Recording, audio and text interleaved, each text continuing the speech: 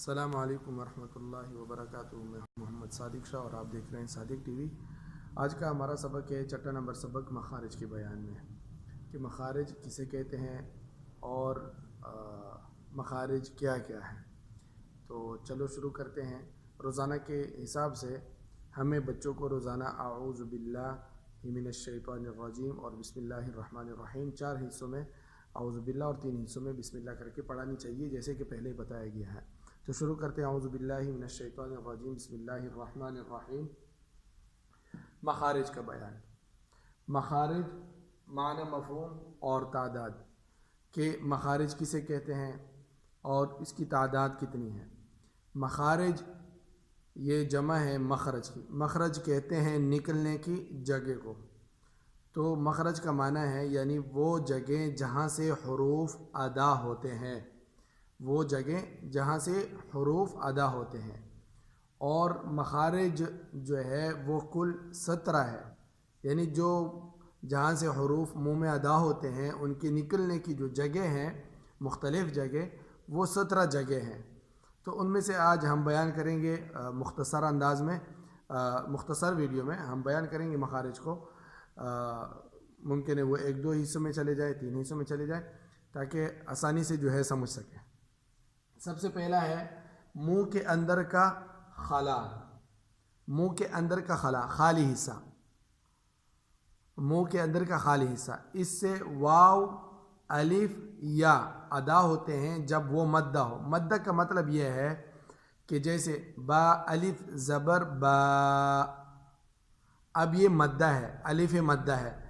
با واو پیش بو، اب یہ واو مدہ ہے، یعنی واو ساکن مقبل مضموم، واو پر سکون ہو اور اس سے پہلے ضمہ ہو، الف جو ہے ساکن ہو اس سے پہلے زبر ہو، اور یا جو ہے مکسور، یا پر کسرہ ساکن ہو اور اس سے پہلے جو ہے زیر ہو، با یا زیر بی۔ اب یہ منہ کے خالی حصے سے ادا ہوتے ہیں جب وہ مدہ ہو، جب کہ وہ مدہ ہو، با بو بی۔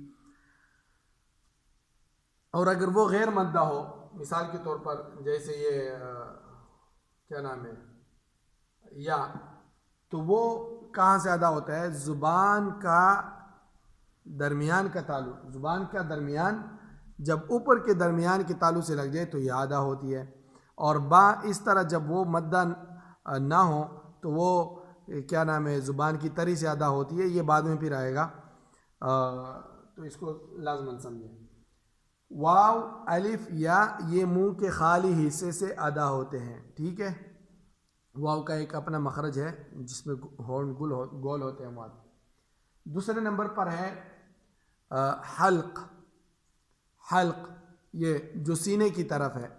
حلق کے 3 حصے ہیں، ایک ہے سینے کی طرف، ایک ہے درمیان اور ایک ہے منہ کی طرف آگے۔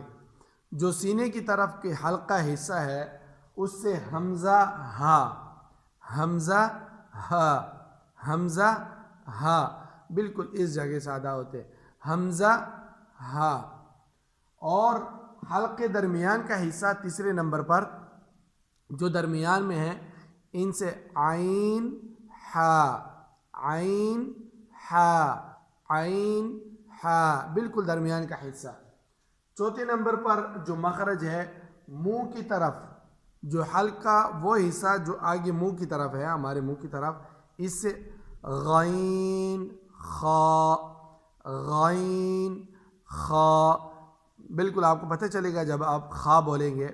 تو اس میں خا اور ہا میں فرق یہ بھی کر سکتے ہیں بچے کو، کہ بچے کو بولے کہ ایک حلوے والی ہا ہے اور ایک خان والی خا ہے، ٹھیک ہے۔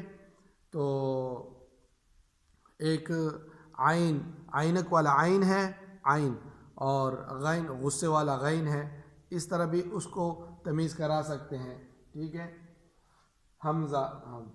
اچھا، 5ویں نمبر پر جو ہے زبان کی جڑ جب تالو سے لگے، زبان کی جڑ جب تالو سے لگے تو اس سے قاف ادا ہوتا ہے، قاف، قاف، قا۔ اب زبان کا جو جڑ ہے آخر، یہ اوپر تالو کے ساتھ جب لگتا ہے تو اس سے قاف، اس میں لازماً یہ منہ گول نہیں ہونا چاہیے. بعض لوگ اس کو موٹا پڑھتے ہیں, قلقلہ کرتے تو پڑھتے قاف, یہ غلط ہے. قاف قاف قا قا قا قا قا قا, یہ دیکھو زبان کا جڑ اوپر لگتا ہے.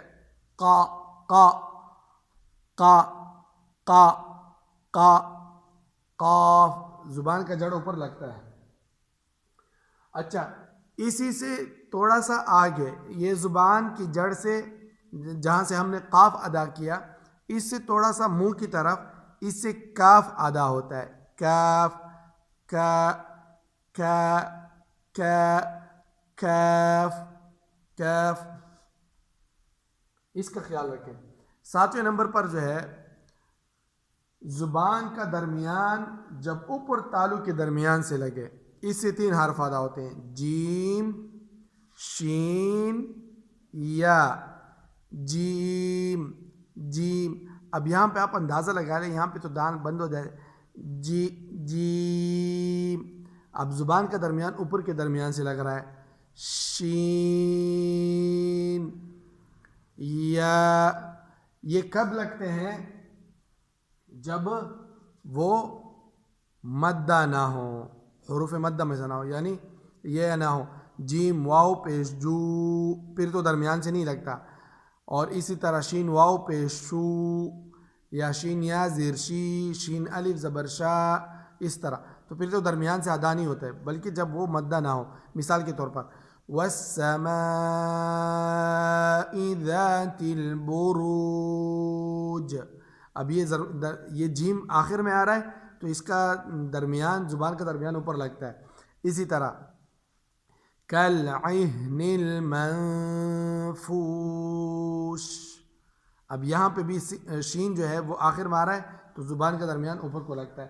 یہ آج 7 بیان ہوئے ہیں, تو 7 منٹ کا ویڈیو بنا لیتے ہیں, اسی پر اکتفا کر لیتے ہیں تاکہ زیادہ لمبی نہ ہوں.